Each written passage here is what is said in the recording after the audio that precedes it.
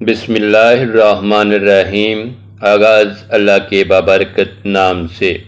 دیکھتی آنکھوں اور سنتے کانوں کو میرا سلام۔ یہ 1282 ہجری کی بات ہے۔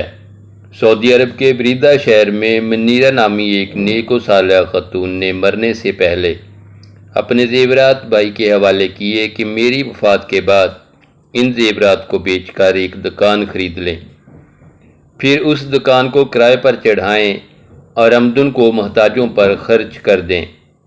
بہن کی وفات کے بعد بھائی نے وصیت پر عمل کرتے ہوئے ان کے زیورات بیچ کر بہن کے نام پر 12 ریال میں ایک دکان خرید لی۔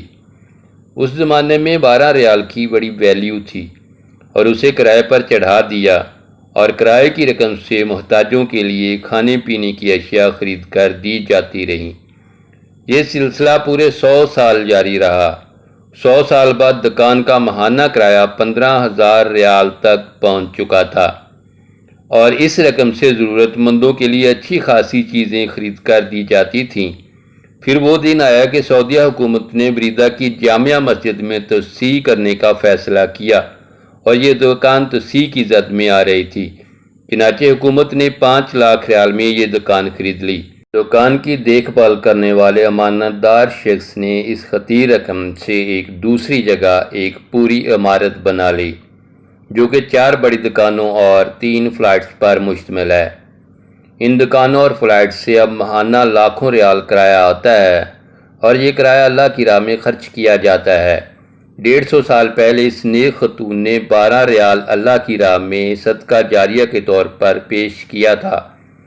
آج وہ 12 ریال لاکھوں ریال میں تبدیل ہو گئے ہیں۔ اس دوران جو اجر محرومہ کو ملتا رہا ہوگا، اس کا حساب کتاب تو اللہ ہی کو معلوم ہوگا۔